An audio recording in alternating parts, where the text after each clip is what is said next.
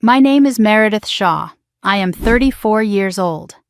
And the moment that shattered everything I thought I knew about my family started with a single notification buzzing across a conference table during our quarterly review meeting. 23 people sat around me discussing projections and revenue forecasts, while my phone vibrated face down on the polished wood. I knew the pattern. The wedding group chat. My sister Vivian's wedding, 3 weeks away. I expected another debate about napkin colors or seating arrangements. I glanced at the screen, half listening to my colleague present slides about third quarter performance. The preview showed one line of text from my sister.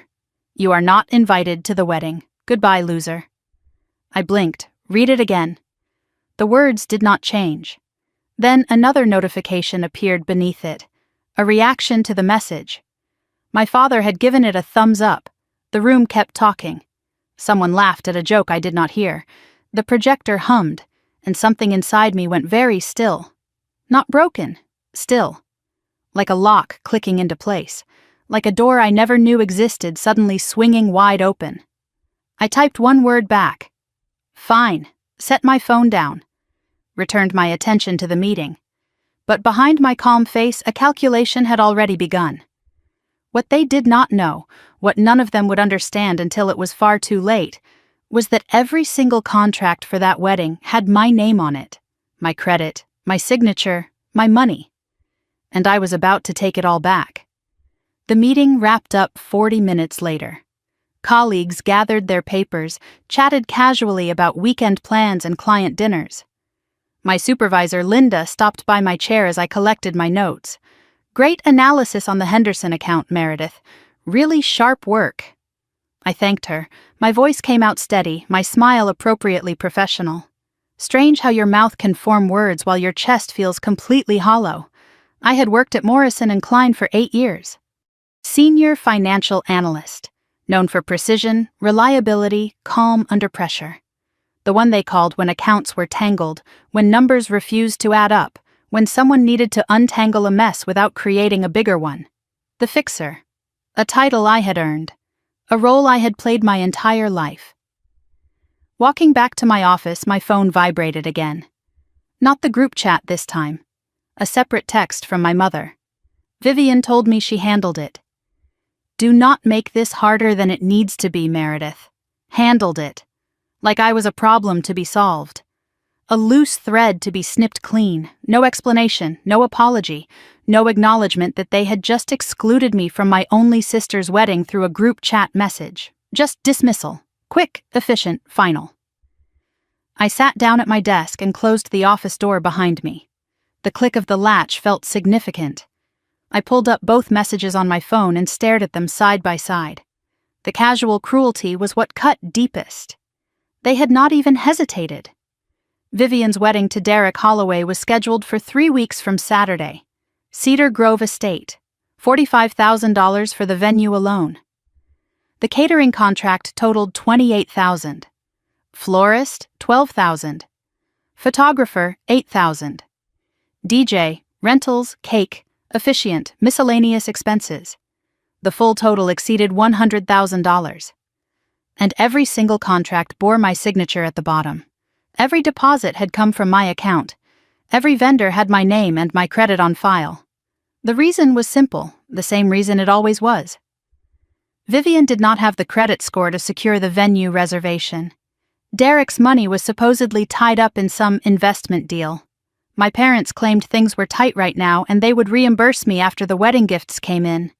The same promise they had made 100 times before about 100 different expenses. I opened my laptop and navigated to the folder labeled Vivian Wedding Docs. Contracts filled the screen, PDFs of signed agreements, deposit confirmations, vendor timelines, payment schedules. My signature sat at the bottom of every single page, but something caught my eye as I scrolled. An email I did not remember seeing before. It had been forwarded from Derek's account to Vivian, time-stamped 2 weeks ago. The subject line read, "Weekend Plans," but the preview text visible in the forwarding showed a different conversation entirely. Intimate language, pet names, and the recipient was not Vivian. The name showing was simply the letter D. I stared at it for a long moment. Who was D? Why was this email buried in the wedding folder? I flagged it mentally but did not open it yet. One crisis at a time. This was not the first time I had been handled. That word my mother used, handled, like I was a situation rather than a daughter. Quick flashes surfaced without permission.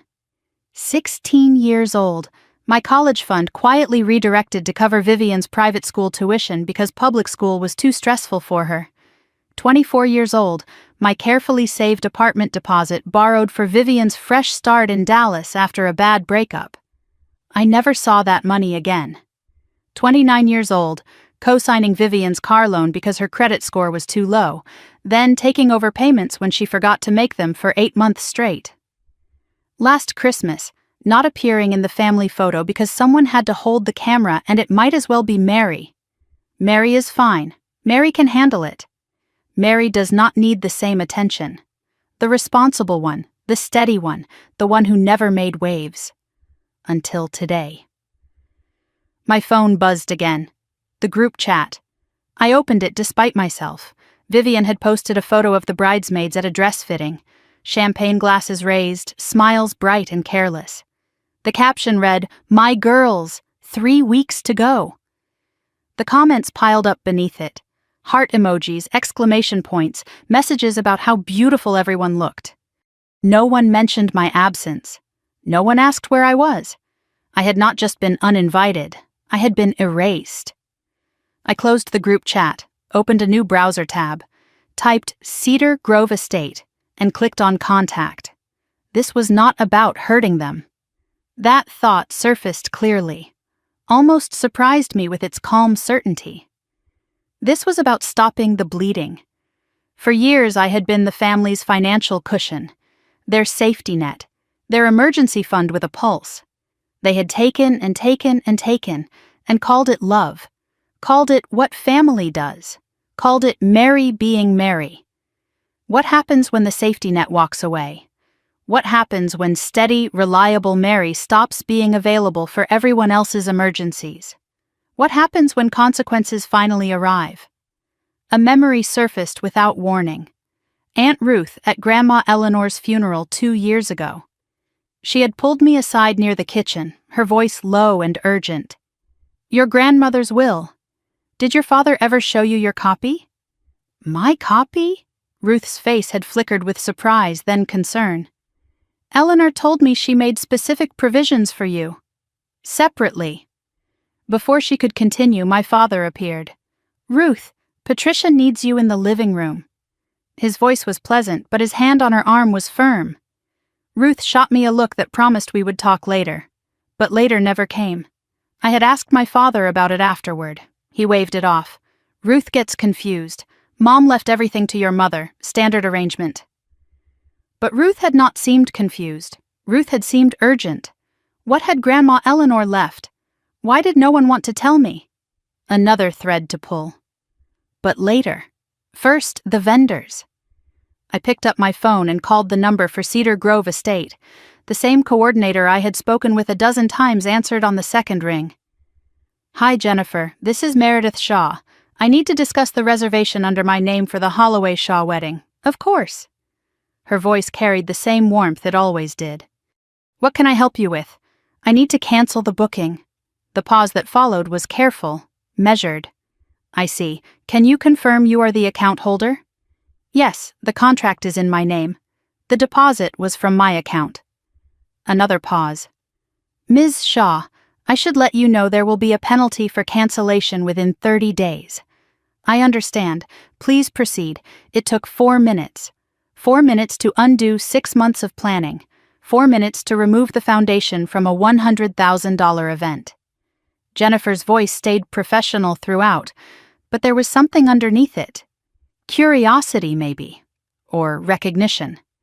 People do not cancel weddings 3 weeks out unless something has gone very wrong. After I hung up, I stared at my phone. No regret, no guilt, no second-guessing. Just quiet. The kind of quiet that comes after you finally stop running. My email pinged, cancellation confirmation from Cedar Grove. But there was another email right below it.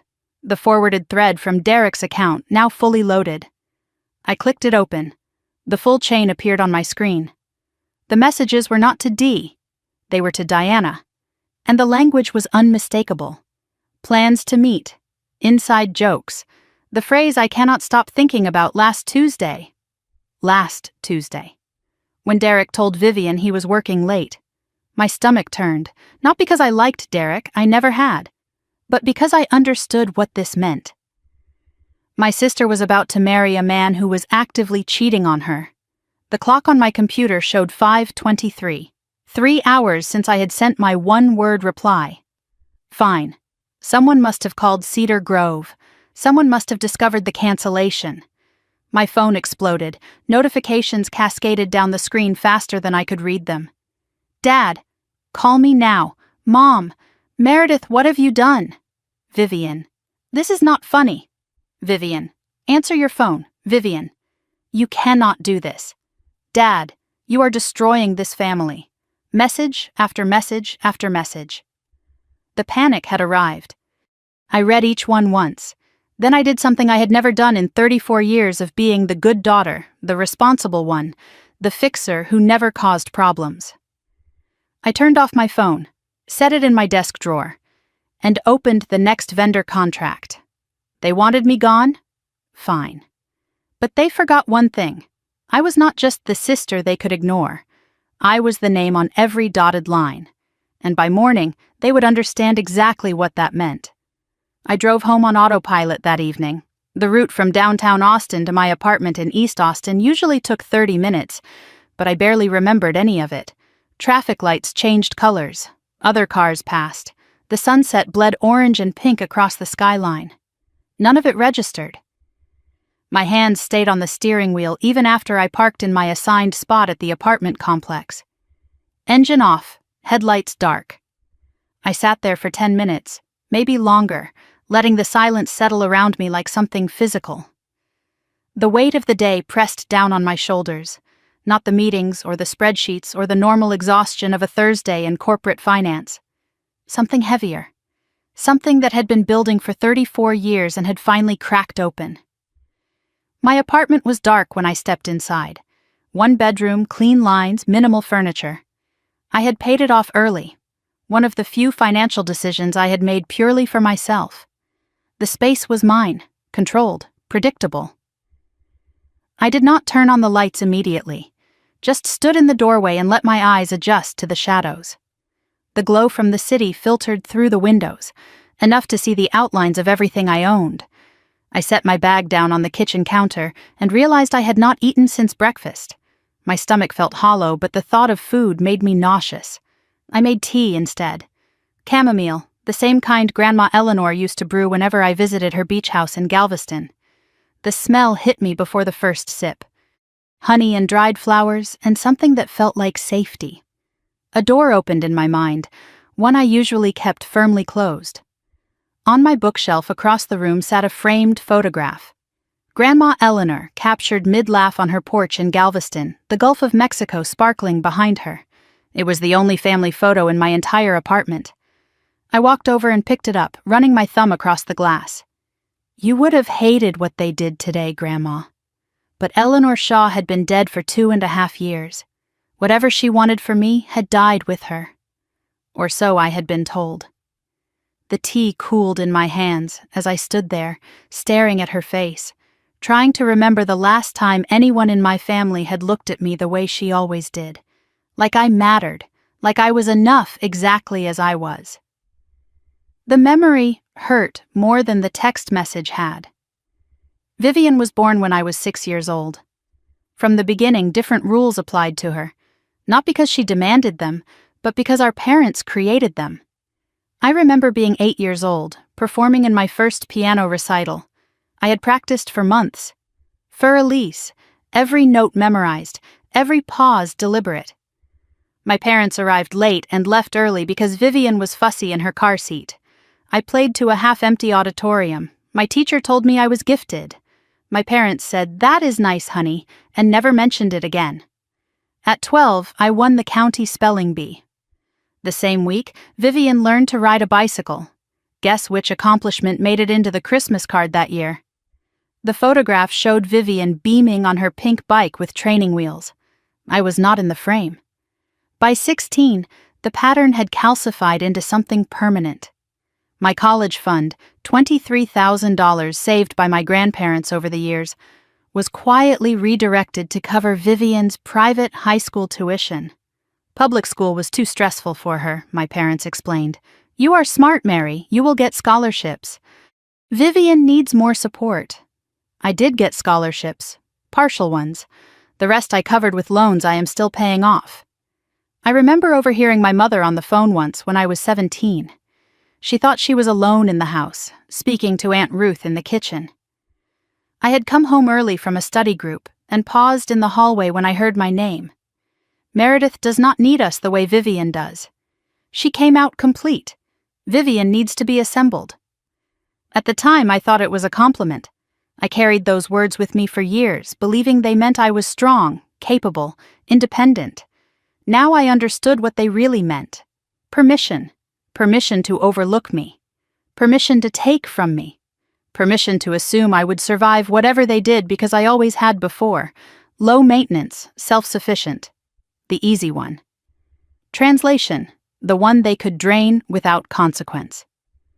I set down the photograph of Grandma Eleanor and opened my laptop. The screen glowed in the dark apartment as I navigated to a file I had kept for years, but never shown anyone. A spreadsheet. Title, Family Loans Tracking. I had started it after the third or fourth time money I lent disappeared without acknowledgement. A way to keep myself sane, to confirm I was not imagining the pattern. The numbers filled the screen now, row after row of dates and amounts and descriptions. Age 22, graduation gift redirected to Vivian's sorority dues, $800. Age 24, apartment deposit for Vivian's Dallas move, $4,200. Age 26, car loan payments after Vivian defaulted, $14,600 over 3 years. Age 29, emergency loan to Shaw Construction, my father's company, $15,000 with promised interest that never materialized. Medical bills for my mother's elective surgery that insurance did not cover, $6,000. Credit card debt my parents racked up during a difficult quarter, paid off by me to protect their credit score, $11,000. The list continued. Birthday gifts that were actually cash transfers. Holiday loans that stretched into permanence.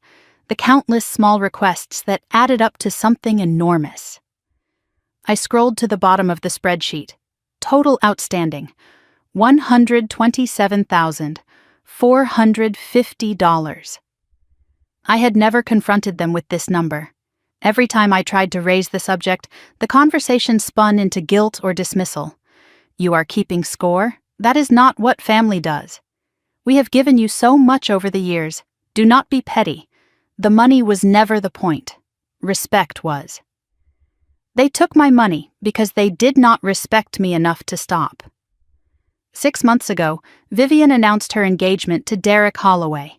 He was 32, worked in finance, and his family supposedly had money. The wedding was planned for October, an intimate gathering of 200 guests at Cedar Grove Estate. The venue alone required a $45,000 deposit, non-refundable. Vivian's credit was destroyed, her own doing after years of missed payments and maxed cards. Derek's money was tied up in some real estate deal he could not explain clearly. My parents' finances were tight right now, sweetheart. Everyone looked at me. The promises came wrapped in family obligation. We will reimburse you from the wedding gifts. Derek's bonus comes in November. Dad is closing a big contract next quarter. Same promises, different packaging, eternal pattern. I signed the venue contract. Then the catering contract. Then the florist, the photographer, the DJ, the rentals, the cake, the officiant. $102,000 spread across a dozen vendors, every single one bearing my name and my liability. But here is what I noticed and filed away without comment. Derek paid for the honeymoon himself. $15,000 for 2 weeks in Bora Bora. No hesitation, no tied-up funds, no requests for help. Vivian's wedding dress was custom-made, $8,500, paid from her own account. Everyone had money for what they wanted. Only the infrastructure, the boring parts, the contracts and deposits and legal liability, only those landed on me. Because Mary was safe. Mary would never say no. Mary would never walk away. Until today. Grandma Eleanor was the one person who ever saw me clearly. My mother's mother, widowed at 55, she had built her own life from the ground up after my grandfather left her with nothing but debt and broken promises. She bought a beach house in Galveston with money she earned herself, paid it off over 15 years, kept modest savings and lived within her means, sharp until almost the very end. She always made time for me specifically. Summer weeks at the beach house, just the two of us, walking along the seawall and talking about everything and nothing. She taught me to balance a checkbook before I was 12. Taught me to read contracts, to never sign anything without understanding every clause. Your grandfather left me with nothing but debt and broken promises, she told me once, sitting on her porch as the Gulf breeze lifted her silver hair. I learned the hard way. You will not have to. 2.5 years ago, I drove to Galveston alone. Eleanor was declining. Dementia had started creeping in, stealing pieces of her clarity day by day. I sat with her on that same porch, watching the waves roll in, holding her hand the way she used to hold mine. She grabbed my wrist suddenly, her grip surprisingly strong. Her eyes cleared for a moment, focused and urgent in a way I had not seen in months. I have taken care of you, Meredith. It is all arranged. Do not let them take it from you. Take what, Grandma? But the clarity faded as quickly as it had come. She smiled vaguely, looked back at the ocean, and started humming a song I did not recognize. She died 3 weeks later. My father handled all the paperwork, insisted on it. He said Eleanor left everything to my mother, her only surviving daughter. Standard arrangement. Mom was traditional. But Eleanor was not traditional. Eleanor was deliberate about everything she did, and she had never been particularly fond of my mother. The memory of Aunt Ruth surfaced again. The funeral reception, the crowded living room, Ruth pulling me aside near the kitchen with urgency in her voice. Your grandmother's will. Did your father ever show you your copy? My copy? Ruth's face flickered with surprise, then concern. Eleanor told me she made specific provisions for you. Separately. Then my father appeared, his hand firm on Ruth's arm, his voice pleasant but final. Ruth, Patricia needs you in the living room. She shot me a look that promised more. We will talk later. But later never came. I tried calling Ruth a week after the funeral. Her voice on the phone was strange, careful, guarded. I think I was mistaken, honey. Your father explained everything. Eleanor's mind was not clear at the end. Something in her tone said otherwise. But Ruth would not say more. And I, exhausted from grief, let it go. I had been letting things go my entire life. That was the problem. I turned my phone back on at 9:47 that night. The screen took a full minute to load all the notifications. 30 text messages from my father. 47 missed calls from my mother.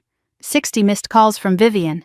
14 voicemails, email notifications from Derek, Vivian, my mother, my father, all demanding responses.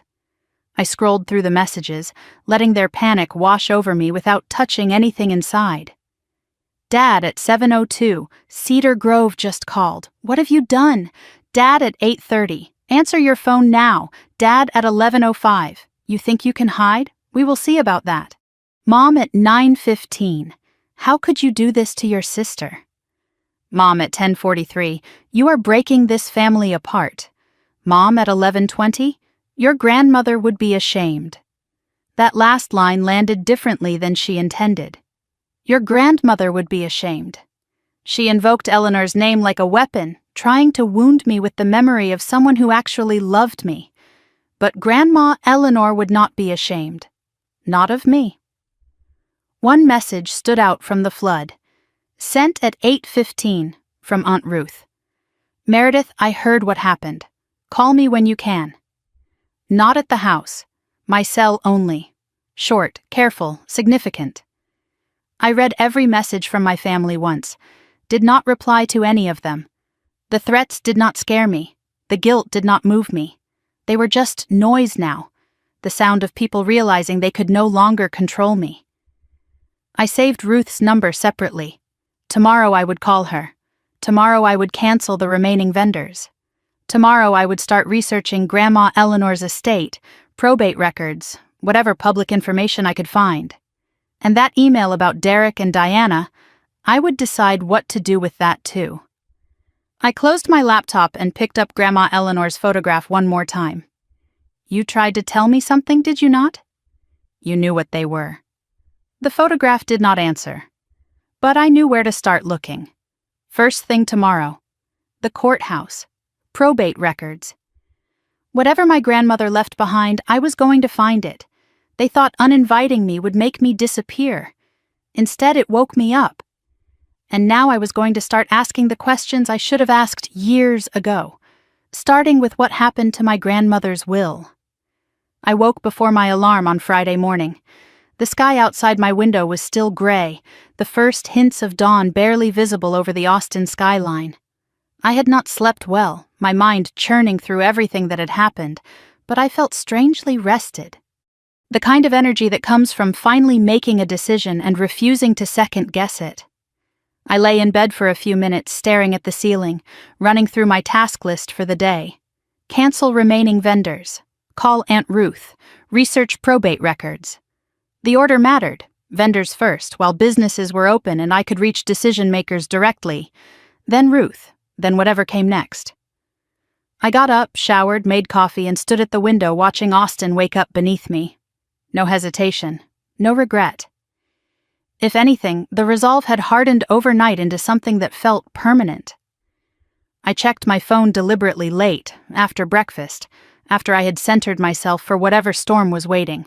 47 new messages had arrived since I turned it off at 11 the previous night. I did not read them yet. One notification caught my eye before I could scroll past. A text from a number I did not recognize, sent at 2:34 in the morning. The preview showed part of the message. I know this is strange, but I need to talk to you about Derek Holloway. Please do not ignore this. I stared at it for a long moment. Someone reaching out about Derek in the middle of the night. Someone who had my number, but was not saved in my contacts. It could be a trap. It could be someone from the family trying a different angle of manipulation. But something about the timing felt genuine, desperate even. I filed it away for later. Important, but vendors first. At 8:30, I made my first call. Magnolia Catering Company. I used my work voice, the one I had perfected over 8 years of corporate finance, calm, clear, authoritative. This is Meredith Shaw. I am calling regarding the Holloway-Shaw wedding contract, account under my name. The coordinator, Beth, pulled up the file.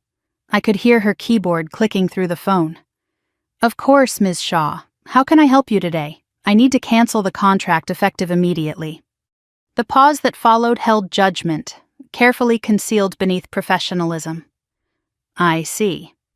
You are aware there is a 30-day cancellation policy. Within this window, there is a 40% penalty on the total contract value. $28,000, 40%, $11,200, gone. I understand. Please proceed. Beth's careful question came next. Ms. Shaw, I am required to ask, are you canceling on behalf of the couple, or is this a personal decision? I am canceling on behalf of myself. I am the contract holder. Another pause. Understood. I will email the cancellation confirmation within the hour. After I hung up, I did the math. $11,200 in penalty. But $16,800 I would not have to pay in remaining balance. And more importantly, I was no longer liable for an event I had been banned from attending. While waiting for the confirmation email, I opened my wedding folder on the laptop, scrolled through contracts, checking cancellation terms for each vendor. That was when I noticed a document I did not remember creating. The file name read, Derek Prenup Draft Version 2. A prenup draft, in the wedding vendor folder. Why would a prenuptial agreement be saved here? I did not open it, not yet, but I bookmarked it. Another thread to pull when the time was right. The florist call at 9:15 was shorter. Blue bonnet floral design. The woman who answered sounded sympathetic, almost maternal. These things happen, honey. We will process the cancellation today. $12,000 committed. 50% penalty within 30 days. 6,000 lost, 6,000 saved. DJ Marcus answered his own phone at 9:45. Small operation, one-man show. I had liked him from our first conversation, straightforward and honest in a way the larger vendors were not. Meredith, what is going on? Everything okay with the wedding? The wedding is no longer my concern, Marcus. I need to cancel our contract. A long pause. Okay, look, I do not usually do this, but I am going to waive the cancellation fee. You have always been straight with me. The first kindness I had received in 2 days. Thank you, Marcus. I appreciate that. Whatever happened, I hope you are okay. I hung up and realized my hands were shaking slightly. Not from fear, from release. Each cancellation was a chain link breaking. Each phone call loosened the weight that had been pressing on my chest for months, years, my entire life. The photographer required a longer conversation. Amanda Chen ran a mid-sized studio and had been enthusiastic about the wedding from our first meeting. She answered on the third ring, her voice warm and slightly gossipy. Meredith, I was just about to call you. There has been some confusion about the package changes. My antenna went up immediately. What package changes? Amanda hesitated. Oh, I thought you knew. Derek called last week. He said you had approved some additions. What additions? He upgraded to our premium package, added the bridal suite session, the intimate morning of photos, and he requested a separate room booking at the venue for private couple shots the night before the wedding. My mind raced. Private room. Night before the wedding. Did he say why? Just that it was a surprise for Vivian. Very sweet, actually. He paid the difference himself. Cash, which was unusual. Cash. No paper trail. Derek had booked a private room at the venue, paid cash, and called it a surprise. But I knew what it really was. Last Tuesday. Diana. I cannot stop thinking about last Tuesday. Amanda, I need to cancel the entire photography contract. The whole thing? But Derek I am the contract holder. The original agreement is in my name. Please process the cancellation. Silence. Then, in a smaller voice, of course, I will send the paperwork. I sat with the phone in my hand after hanging up, pieces connecting in my mind. Derek was not planning a surprise for Vivian. He was planning something else entirely. A private room the night before his wedding, paid in cash so there would be no record. Diana, the emails, the intimate messages. He was planning to see her. To spend his last night as a single man with the woman he was actually in love with. For a split second, I felt something like pity for my sister. Vivian, cruel as she had been, did not know her fiancé was arranging secret rooms, did not know about Diana, did not know anything. Then I remembered. Goodbye, loser. Thumbs up from Dad. The pity faded. Vivian made her choice. She chose Derek. She chose cruelty. She could discover the truth on her own. The rest of the morning passed in a blur of efficient destruction. Sweet Magnolia Bakery, the 3-tier custom cake. $2,800 committed, 50% penalty, done in 4 minutes. Austin Event Company, the rentals. Tables, chairs, linens, lighting totaling $4,200. They were overbooked and actually sounded relieved. $800 penalty, partial refund on the rest. Reverend Michael Torres, the officiant. $500 deposit. He did not answer, so I left a message. Reverend Torres, this is Meredith Shaw. Please cancel the Holloway Shaw ceremony. The wedding will not be proceeding as planned. By noon, I had completed the systematic dismantling of my sister's wedding. Total committed across all vendors, $102,000. Total penalties paid or owed, approximately $36,000. Total removed from my liability, approximately $66,000. Money lost, yes, but money I would have lost anyway, and now I owed nothing more. Each call had felt like removing a stone from a backpack I had been carrying uphill my entire life. By noon, the backpack was empty. At 12:47, I finally checked the messages I had been ignoring. My phone had been buzzing continuously for hours while I focused on the vendor calls. The screen filled with notifications as I scrolled. From my father, 17 messages with escalating intensity. 7:02 in the morning, Cedar Grove just called. What have you done? 7:15, answer your phone now. 8:30, the caterer canceled. This is insane. 9:45, you are going to destroy your sister's wedding. 10:22, I am coming to your apartment. 11:05, you think you can hide? We will see about that. 11:47, you have made a serious mistake, Meredith. Serious. From my mother, 12 messages focused entirely on guilt. How could you do this to your sister? She is devastated. You are breaking my heart.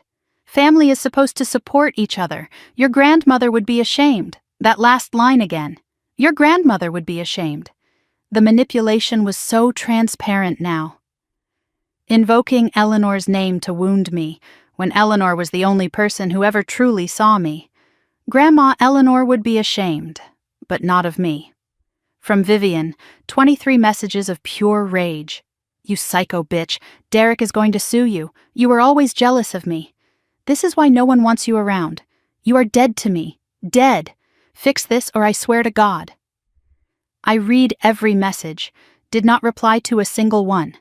The threats did not scare me. The guilt did not move me. They were just noise now. The sound of people realizing they could no longer control me. I returned to the unknown number from early morning. 2:34. I know this is strange, but I need to talk to you about Derek Holloway. Please do not ignore this. It could still be a trap. But something made me dial anyway. The phone rang 4 times before a woman answered. Her voice was hushed, like she was afraid of being overheard. Hello. This is Meredith Shaw. You texted me about Derek Holloway. Sharp intake of breath on the other end. Oh, thank God. I was not sure you would call. Who is this? My name is Jenna. I work with Derek. Or I did until last month. Her voice was tight with nerves. Look, I do not know you, but I know your sister is marrying Derek in a few weeks, and I know something she should know. About Diana? Silence.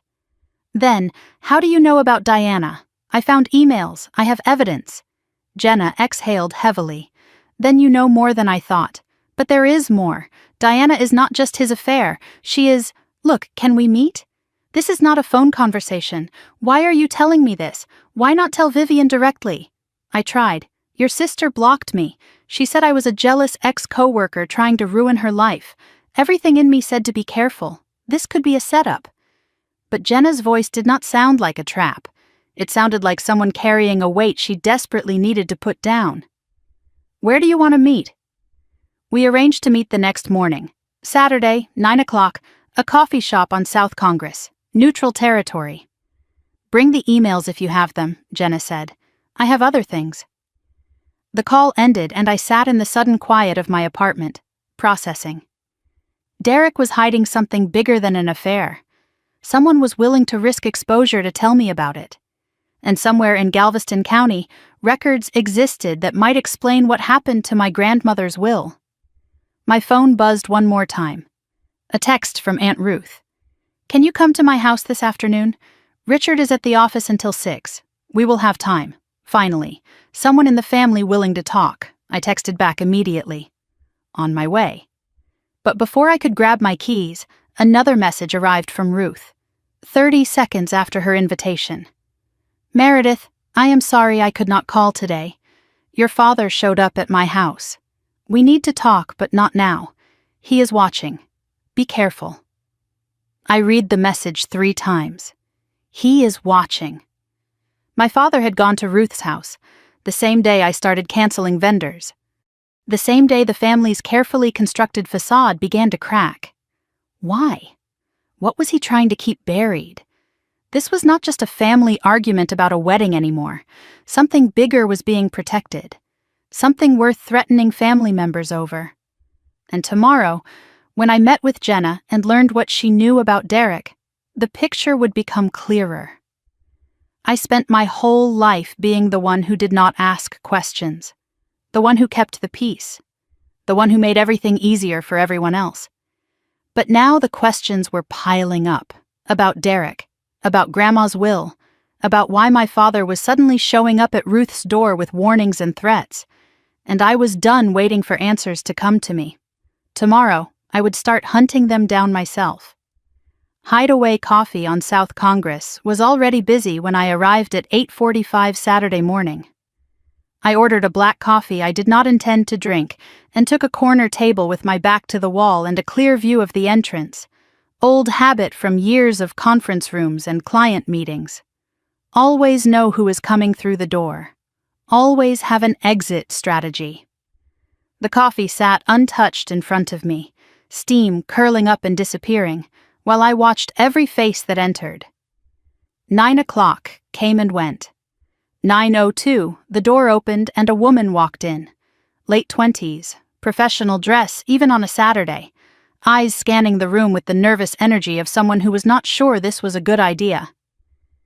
She spotted me and paused, then walked over with careful steps, like the floor might give way beneath her. "Meredith? Jenna? Sit down." She slid into the chair across from me, clutching her own coffee like a lifeline. Up close, I could see the tension in her jaw, the way her eyes kept flicking toward the door. She was scared. That much was obvious. But she was here anyway, which meant whatever she knew was important enough to risk the fear. "I worked at Derek's firm," she said without preamble. "Left last month. Encouraged to resign, which is corporate speak for fired before I could become a problem." "Why were you a problem?" "Because I was Diana's friend before she started seeing Derek. Diana told me everything. Bragged about it, actually. She said Derek was going to leave your sister eventually. That the wedding was just a formality. Just a formality." The words landed like stones. I pulled out my phone and showed Jenna the email screenshots I had saved, the messages between Derek and Diana, the intimate language, the plans. She looked at them and nodded grimly. "That is not even the worst of it." "What do you mean?" Jenna leaned closer, dropping her voice even though the coffee shop noise provided plenty of cover. "Derek is not just cheating, he is planning something." Diana let it slip once, something about the real payday happening after the wedding. "Payday?" I do not know the details. But Diana said Derek was marrying your sister for access to something. Money, I think. Family money. The words echoed in my mind as I drove toward Cedar Park that afternoon. Family money. The Shaws were not wealthy.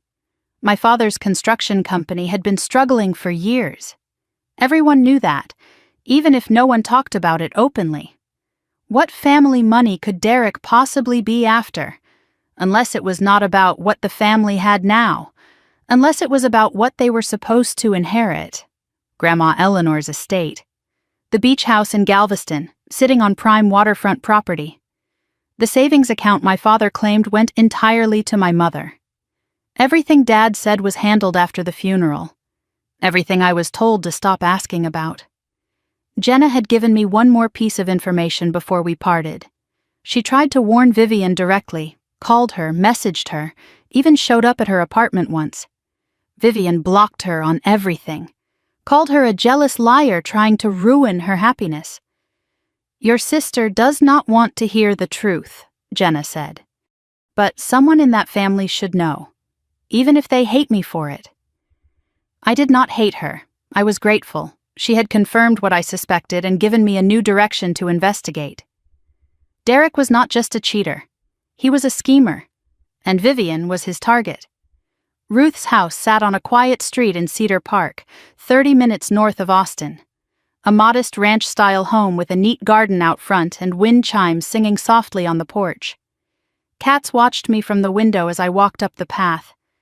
The whole place felt like it belonged to someone who had made peace with herself a long time ago. Ruth opened the door before I could knock. 54 years old, silver hair pulled back in a loose braid, wearing a soft cardigan that made her look approachable and warm. My mother's younger sister, but they could not have been more different. Where Patricia was sharp edges and rigid expectations, Ruth was soft corners and open questions. She pulled me into a hug immediately, holding on longer than polite custom required. "Oh, sweetheart, I am so sorry it took me this long." The living room was warm with afternoon light. Tea already made, cookies arranged on a plate like she had been expecting me for hours. Photographs covered every surface. Ruth with her late husband. Ruth traveling through Europe. Ruth at various ages, laughing, living, being herself. And scattered among them, several photos of Grandma Eleanor. One caught my eye immediately. Eleanor and Ruth standing together on the porch of the Galveston beach house, the Gulf of Mexico stretching blue and endless behind them. Ruth saw me looking. "That was her favorite place in the world," she said quietly. "She talked about you constantly, you know. My Mary. That is what she called you." My throat tightened unexpectedly. She was the only one who ever really saw me. She saw everything, your grandmother. That is why she did what she did. What do you mean? Ruth's expression shifted. The warmth remained, but something serious moved beneath it.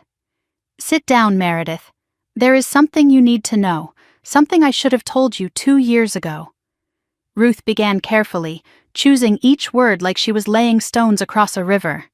"Your grandmother was sharp until almost the very end. The dementia came fast at the finish, but before that, she was completely herself." "I know. I visited her a month before she died. She was still her." Ruth nodded. "She updated her will 6 months before that visit. I was there when she did it. The room seemed to contract around us. Updated her will 6 months before I visited, when Eleanor was still lucid, still deliberate, still the woman who never did anything without a reason." "Eleanor had very specific wishes," Ruth continued. "The beach house in Galveston. She wanted that to go to you." My heart stopped. To me? Directly to you. Along with her savings account. Around $400,000. $400,000. The number hung in the air between us, impossible and real. She said you were the only one who would appreciate it. The only one who understood what it meant to build something yourself. But after she died, Richard handled everything. He told me the will was simple, everything to Patricia, then distributed among the family. That is what he told me too. It is not true. Ruth stood and walked to a cabinet against the far wall. She opened a drawer and pulled out a folder, worn at the edges like it had been handled many times. A week after Eleanor died, I asked Richard to see the will.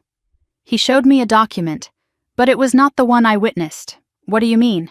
The will I saw had different provisions, different beneficiaries. It left the beach house to Patricia, the savings split between her and your father. That is not what she wanted. No, it is not. So what happened to the real will? Ruth's face darkened as she carried the folder back to where I sat. I do not know. But I made a copy of something Eleanor gave me before she died, when she was still lucid. She said, "If anything happens to my wishes, give this to Meredith." Ruth handed me an envelope. Aged paper, yellowed at the edges. Grandma Eleanor's handwriting on the front, the script I knew as well as my own. For Mary, if needed. My hands trembled as I took it. Inside the envelope was a handwritten letter, dated 18 months before Eleanor died. The paper was thick, cream-colored, the kind she always used for important correspondence. Her handwriting filled the page, precise and elegant and deliberate. "My dearest girl," she began, "I am writing this because I have watched our family for 70 years, and I know what they are capable of. I want you to understand my wishes clearly, in my own words, in case anyone tries to tell you differently after I am gone. The beach house is yours. I have put it in a proper will, filed with my attorney, Harold Vance, in Galveston. The savings account is yours too. I want you to have a foundation, Meredith, something solid beneath your feet, something no one can take from you unless you let them. She wrote about my father next. Your father has ambitions that outpace his abilities. Your mother has weaknesses she refuses to acknowledge. Together they may try to take what I have left you. I have seen how they treat you, how they lean on you, how they take and take and take, calling it family, calling it love, calling it what we do for each other. I see you, my girl. I have always seen you. The letter ended with words that made my chest ache so deeply I could barely breathe. You have always been the strong one, Meredith. Not because you do not feel pain, but because you keep standing after you feel it. I want you to have something that is truly yours, something no one can take unless you let them. Do not let them, my girl. Do not let them take what is yours. All my love, always. Grandma Eleanor. I read the letter 3 times. Tears I did not know I was holding finally fell, dropping onto the paper before I could stop them. Ruth sat beside me in silence, letting me grieve. This was the first time since Eleanor died that I had felt her presence so strongly. Her voice in my ear, her hand on my shoulder. Her love, preserved in ink on paper, reaching across the years to find me when I needed it most. And with the grief came something else. Rage. Cold and clean and clarifying. They took this from me. My own family stole my inheritance, not just money, not just property. They stole the last gift my grandmother tried to give me. They stole her wishes. They stole her voice. Ruth, I said finally, my voice steadier than I expected. If Grandma filed a will with an attorney in Galveston, where is it? That is what I have been trying to find out. Harold Vance retired 3 years ago. His practice was absorbed by another firm. Which firm? I do not know, but I know someone who might. Ruth explained what she suspected while I sat with the letter still in my hands. Your father was the executor of Eleanor's estate. He had access to all her documents. You think he destroyed the original will? Or replaced it? I do not know how, but the will that went to probate was not the will Eleanor wrote. There was something else, Ruth continued, her voice dropping. After the funeral, I overheard your parents talking. Richard said to Patricia, "It is done. She will never know." She? Me? I think so. When I asked Patricia about it later, she pretended she did not know what I was talking about. And that is when you tried to warn me. At the funeral? Yes. But Richard got to me first. Showed up at my door, told me to stay out of family business. Said if I confused you with false information, there would be consequences. What kind of consequences? He did not say, but he looked at me the way he looks at problems he intends to solve. The picture forming in my mind was ugly and complete. Dad falsified Grandma's will. Stole the beach house and savings worth over $1 million combined. Threatened Ruth into silence. And Derek marrying Vivian for access to family money. Did he know about the stolen inheritance? Was he part of it? Were they all working together? I left Ruth's house at 5:15, the letter safely tucked into my bag along with copies of everything she had given me. She walked me to my car, her hand warm on my arm. Be careful, Meredith.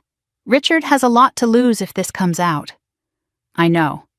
No, I mean, he is not just protecting money. He is protecting his reputation, his business. Everything he has built runs on people trusting him.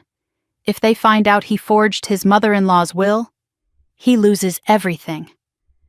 I pulled out of Ruth's driveway and started down the tree-lined street toward the main road. That was when I noticed the car. A dark sedan parked 3 houses down. Tinted windows. It had not been there when I arrived. I watched in the rearview mirror as I drove. The sedan pulled out, followed, kept exactly 3 car lengths behind me for a full mile. My heart rate climbed, but I kept my speed steady, my hands relaxed on the wheel. Do not let them see you are scared. At the intersection where I would turn toward the highway, the sedan suddenly veered right and disappeared down a side street, gone as quickly as it appeared. Coincidence or warning? My hands gripped the steering wheel tighter as I merged onto the highway toward Austin. They knew I went to Ruth. They might know what Ruth told me, but they did not know what was coming next. Grandma Eleanor had trusted me with her final wishes. My own father had buried them. For 2 years, I had been mourning a woman who tried to protect me even in death, while the people who stole from her walked around like nothing happened. But now I had a name: Harold Vance. A location: Galveston County Courthouse. And something I had never had before: proof that I was not imagining things. Proof that I was owed something. Come Monday, I was going to find it. I left Austin before dawn on Monday morning. The drive to Galveston takes about 3 hours if traffic cooperates, and I wanted to be at the courthouse when it opened. Highway 71 stretched empty and dark ahead of me as I headed southeast toward the coast. Coffee steamed in the cup holder. Grandma Eleanor's letter sat in my purse on the passenger seat. I had called in sick to work for the first time in 4 years. Linda sounded surprised, but did not push. "Take care of yourself, Meredith. We will manage." I wondered what she would think if she knew what I was actually doing. Hunting for proof that my father forged my grandmother's will.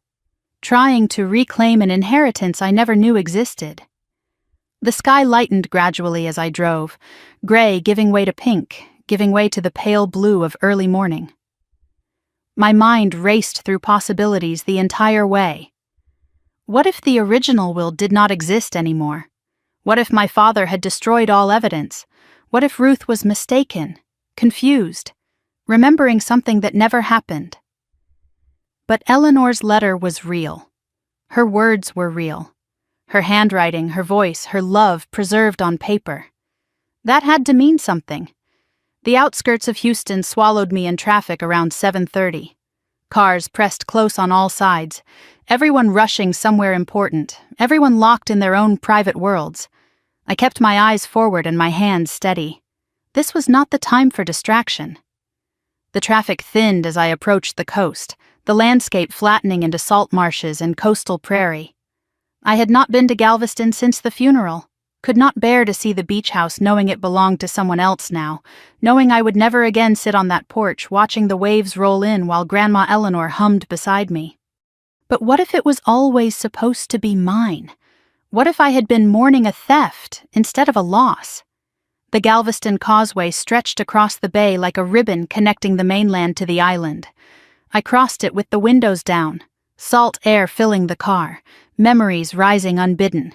Summer trips as a child, ice cream on the strand, sand castles that the tide always claimed. Grandma's voice telling me stories about the hurricane of 1900, about the seawall they built to protect the city, about resilience and rebuilding and refusing to let the water win. She taught me so much on this island. Now I was coming back to find out what she tried to leave me. The Galveston County Courthouse sat in the heart of downtown, a historic limestone building with the Texas flag snapping in the Gulf breeze out front. I parked on a side street at 9:45 and sat in the car for a moment, gathering myself. This was real now. Whatever I found in there would change everything. I could still turn around. Could still go back to Austin, go back to work, go back to being the responsible daughter who never asked uncomfortable questions. But that Meredith had died the moment she saw that text message. "You are not invited to the wedding. Goodbye, loser. Thumbs up from Dad." I got out of the car and walked toward the entrance. Security check, information desk, directions to probate records. The hallway smelled like old paper and floor polish, the particular scent of bureaucracy that is somehow the same in every government building. I found the records office at the end of a long corridor. Small room, fluorescent lights humming overhead, filing cabinets stretching from floor to ceiling. An older woman sat behind the counter, reading glasses on a chain around her neck, a nameplate that said Dolores. "Help you, hon." I approached the counter with my heart pounding so hard I was sure she could hear it. "I am looking for probate records for Eleanor Margaret Shaw. Died 2.5 years ago." Dolores turned to her computer and typed slowly, squinting at the screen through her glasses. Shaw, here we go. Eleanor Margaret Shaw, deceased. Estate probated through this office. Can I see the filed documents? Public record. Give me a minute." She disappeared into the back, past rows of shelves that seemed to stretch into infinity. 10 minutes passed. 15. My leg bounced under the counter, palms sweating despite the air conditioning. Finally, Dolores returned with a manila folder in her hands. Here is what we got: will, death certificate, executor appointment, property transfer documents. She slid the folder across the counter toward me. I opened it with trembling hands. The first document was the will, standard legal format, typed, dated 8 months before Eleanor's death. I scanned to the beneficiary section. To my daughter, Patricia Ann Shaw, I leave the entirety of my estate, including all real property, financial accounts, and personal effects. Executor, Richard Shaw. Everything to Patricia, nothing to me, not a single mention of Meredith anywhere in the document. This was the will my father showed Ruth. The wrong will. I studied the document more carefully, looking for anything that felt off. The language was generic, boilerplate, the kind of impersonal legal text that could apply to anyone. Eleanor was specific about everything she did. This did not sound like her at all. And the date: 8 months before she died. But Ruth said Eleanor updated her will 6 months before her death, 2 months after this document was supposedly signed. I looked up at Dolores. Is this the only will on file? She frowned and checked the folder again. Should be. Wait. She peered at something stapled to the back of the documents. There is a note here. Says a previous will was filed and then superseded. Superseded? What does that mean? Means a newer will replaced an older one. The newer one is what went to probate. Can I see the older one? If it is in the system, sure, let me check. More typing, more squinting at the screen. Well, that is odd. The original filing is referenced, but the document itself is marked withdrawn by executor. Withdrawn? Your executor, Richard Shaw, submitted paperwork to withdraw the first will and replace it with the current one, standard procedure if there is a more recent testament. But what if there was not? Dolores looked at me over her glasses, something shifting in her expression. Han, that is a question for a lawyer, not a clerk, but I can tell you this. Withdrawals require supporting documentation, signature verification, notarization. Do you have copies of that documentation? She hesitated, glancing toward the back room. I should not. Please. This is my grandmother. I think something wrong happened. A long pause. Dolores sighed heavily, then stood. Wait here. She returned 10 minutes later with a second folder, thinner and older than the first.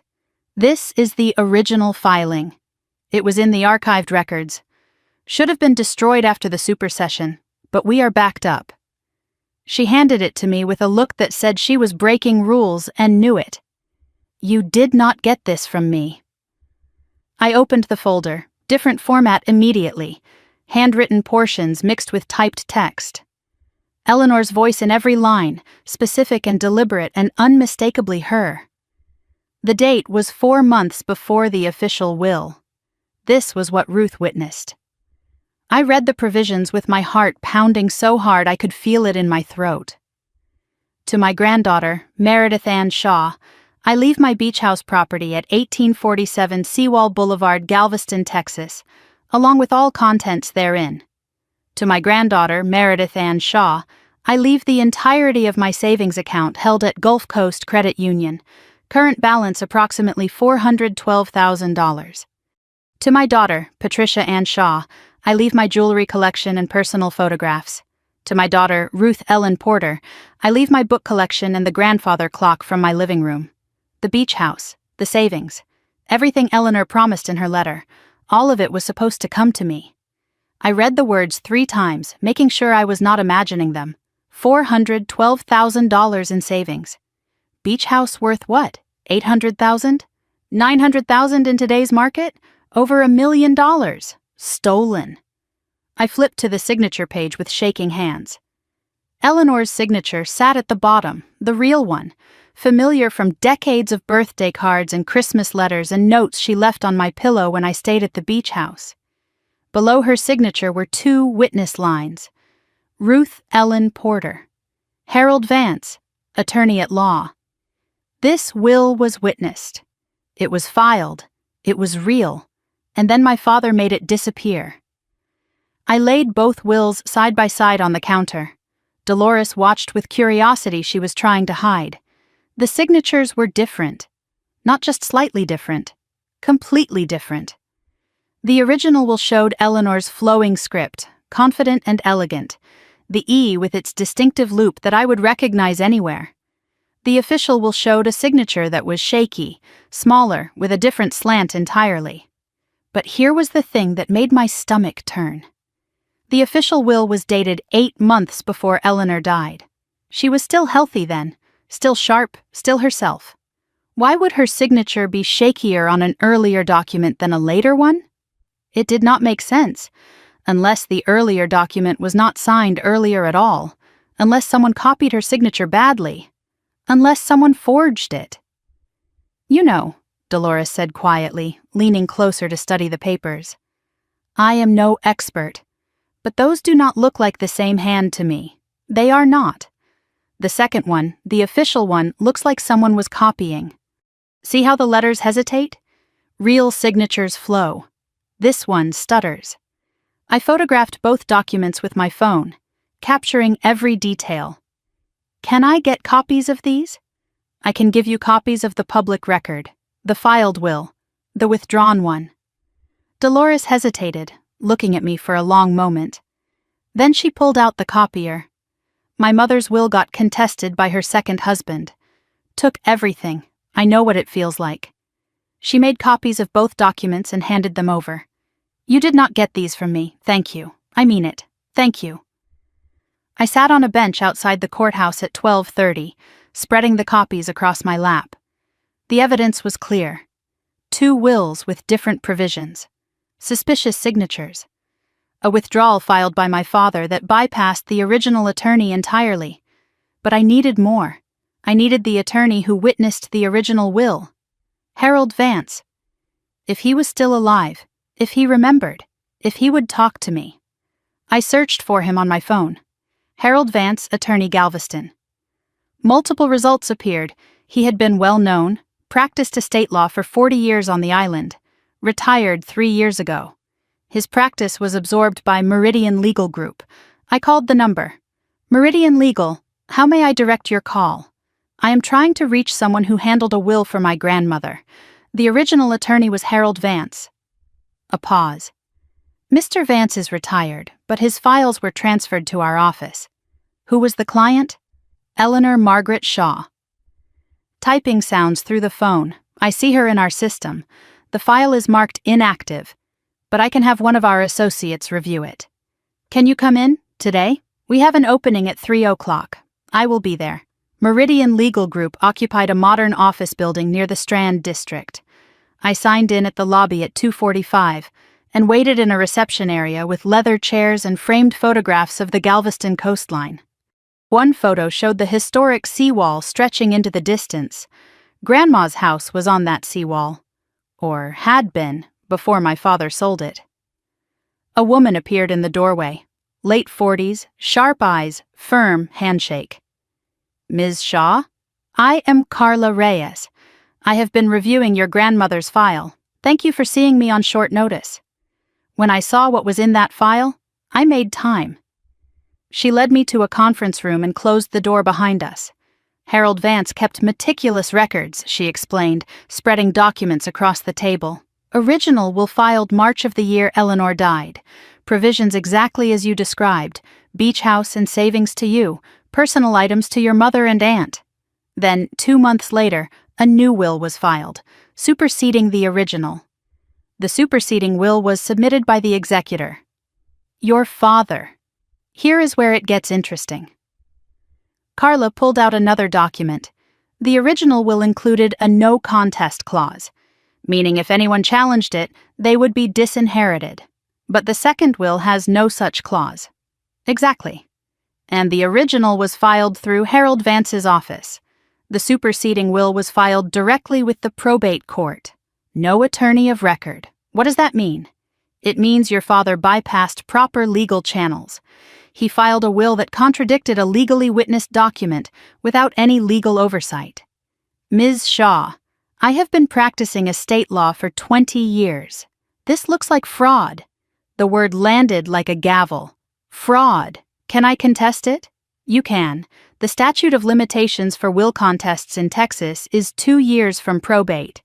But there is an exception for fraud. If you can prove the second will was forged or filed under false pretenses, the timeline resets. How do I prove that? You would need a forensic handwriting analysis of the signatures, and ideally, testimony from someone who witnessed the original will, Aunt Ruth and Harold Vance. Is he still alive? He is, living in a retirement community in Clear Lake. I have his contact information. I drove home as the sun set over the gulf behind me, copies of everything spread across the passenger seat.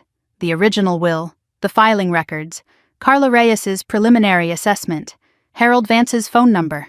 I had a case now, not just suspicion, not just a letter from my grandmother. Actual legal grounds to contest what my father had done. Over $1 million. Stolen. By my own father. For 2 years I had believed I was forgotten. That Grandma Eleanor, like everyone else, had overlooked me in favor of the family members who demanded more attention. But Eleanor did not forget. Eleanor tried to protect me, and my father destroyed that protection. One question kept nagging at me as I merged onto the highway toward Houston. Why now?